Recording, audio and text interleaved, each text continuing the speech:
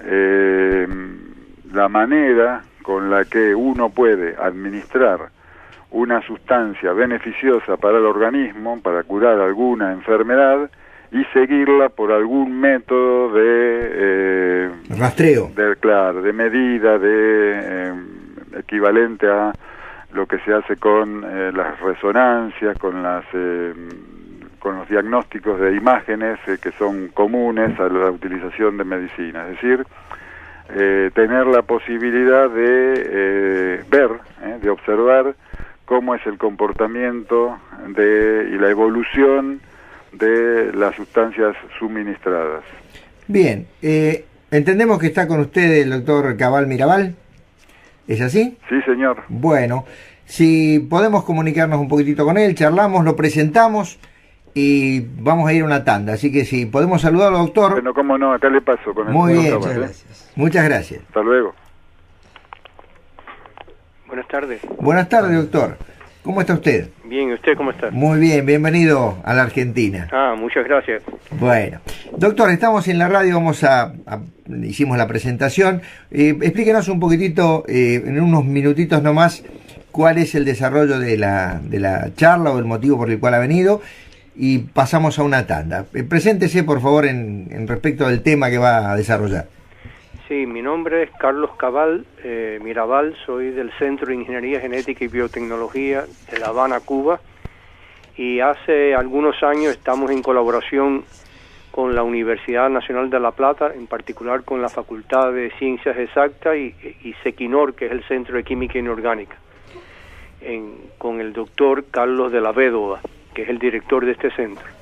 Y la idea que hemos estado desarrollando en los últimos años es estrechar los lazos de colaboración científica en la investigación, el desarrollo y posiblemente en un futuro cercano la producción y la comercialización de productos farmacéuticos y biotecnológicos de alta demanda para nuestros pueblos. Es decir, cerrar filas, producir una sinergia entre la experiencia que tiene Cuba y la fortaleza que tiene Argentina en esta rama científica y de desarrollo.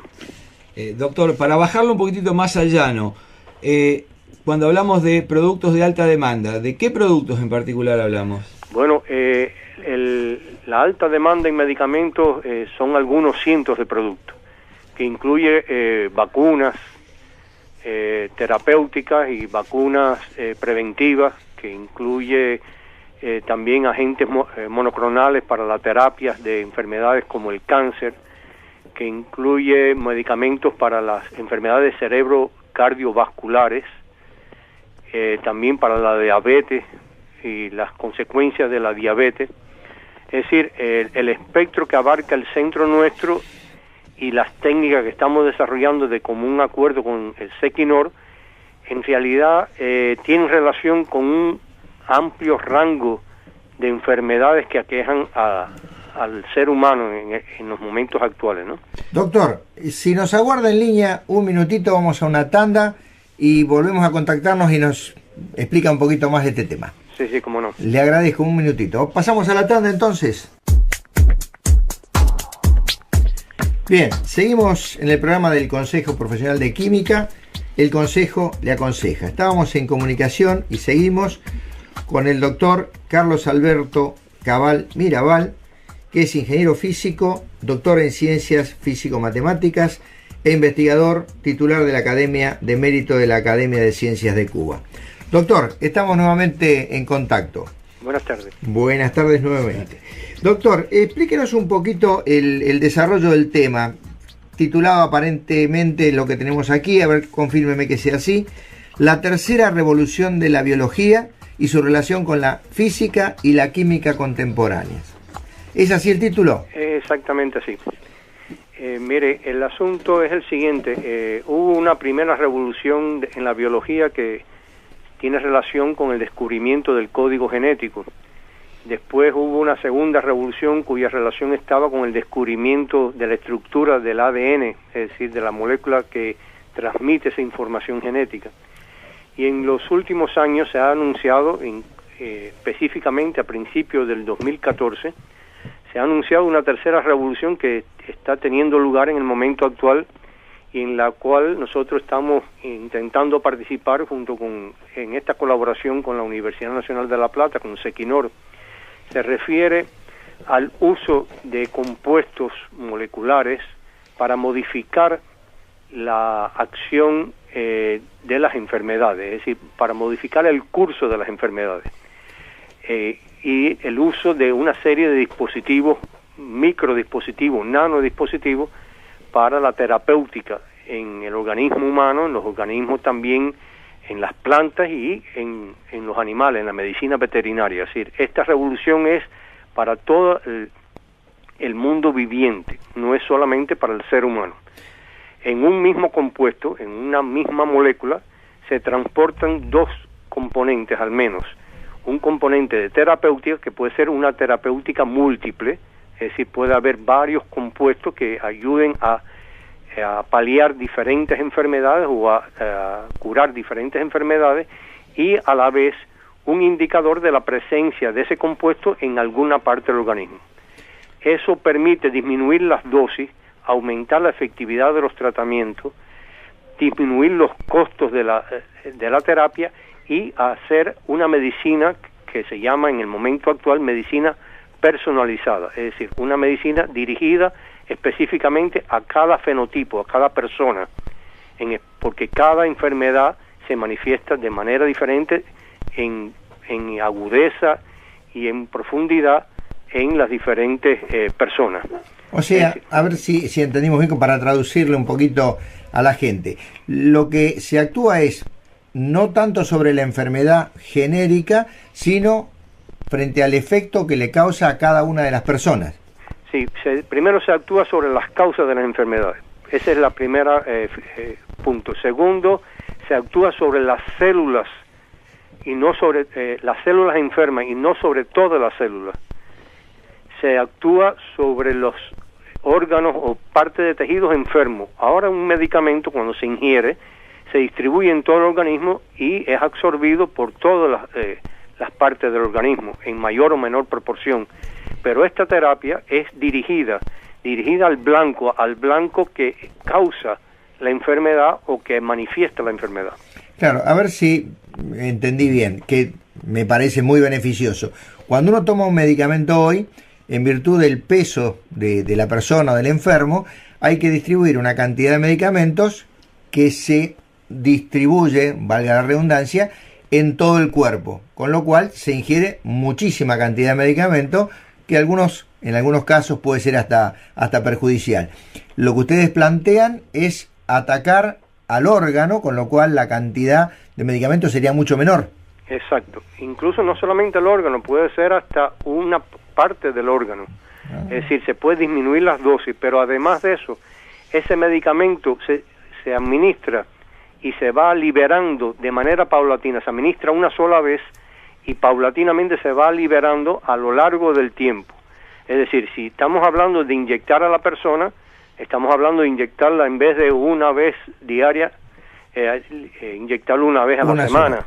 Si estamos hablando de algún medicamento que produce algún efecto colateral, esos efectos colaterales disminuyen totalmente porque las dosis son menores. Claro. Estamos hablando también que tenemos que emplear menos principios activos para curar una enfermedad y por lo tanto los costos y la masificación de la terapéutica puede ser mayor. Sí, en principio cuando conversamos nosotros antes de tomar el programa, hablábamos, este programa es del Consejo Profesional de Química y decíamos, bueno, ¿cuál será la relación que tiene la biología, la biofísica con la química? Y evidentemente usted ya lo ha dado con el tema de las moléculas y del uso de las moléculas. ¿Cómo actúan? ¿Como transportadoras de partes que tienen una actuación activa frente a las enfermedades?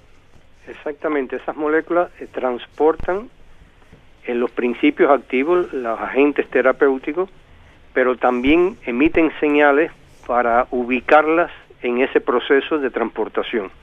Y por lo tanto se puede monitorear la acción y la efectividad de la acción de esos medicamentos. Es decir, no es que usted se ingiera el medicamento y al cabo de los días o de la semana se sepa si es efectivo o no la acción del medicamento, sino que en los primeros instantes usted puede tener una idea de la efectividad de ese medicamento en su labor terapéutica. O sea, tiene en sí misma un trazador. Exacto. Sí. Ese trazador tiene diferente naturaleza, depende de cómo usted lo va a seguir, pero siempre hay una señal desde esa molécula, que puede ser una señal electromagnética, puede ser una señal magnética, puede ser una señal radioactiva, algún tipo de señal que se capta de manera continua y puede evaluar la efectividad del tratamiento a lo largo de este.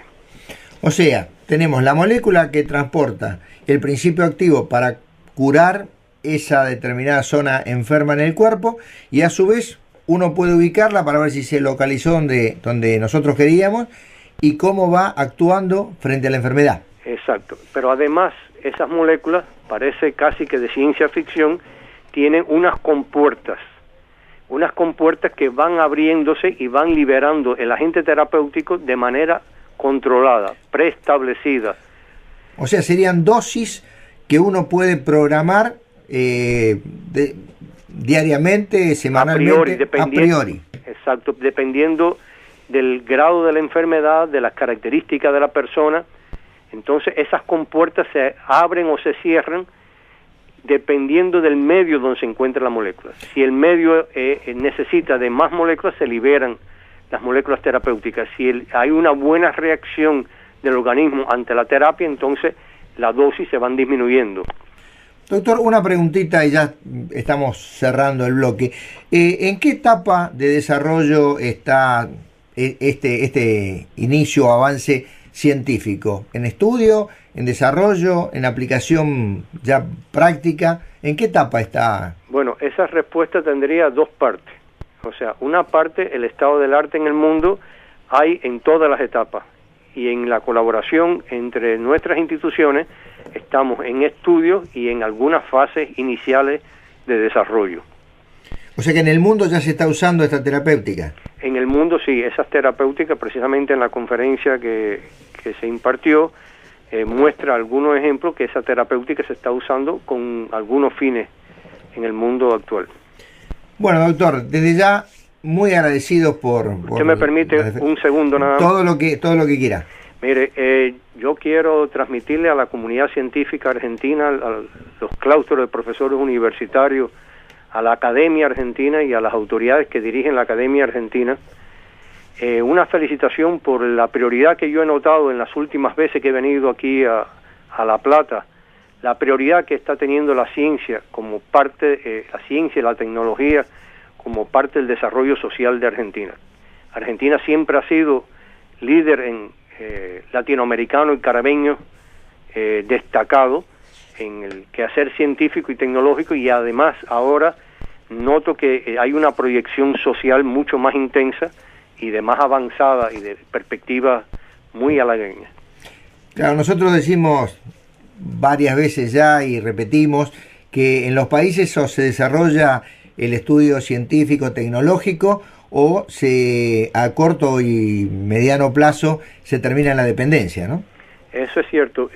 La diferencia más grande entre el desarrollo y el subdesarrollo no está en el desarrollo científico, en entender o no un artículo científico, entender o no un problema científico, sino en la capacidad de dominar la ciencia para convertirla en tecnología y que esa tecnología desarrolle las fuerzas productivas y el bienestar del pueblo. Por lo tanto, el reto de ciencia, tecnología, innovación y su aplicación en la sociedad es un reto que tenemos todos los países latinoamericanos, que si nos unimos producimos una sinergia mucho más competitiva para poder enfrentar las fuerzas que se oponen a ese bienestar. Muy bien, doctor, muchísimas gracias por su atención. Muchas gracias a usted.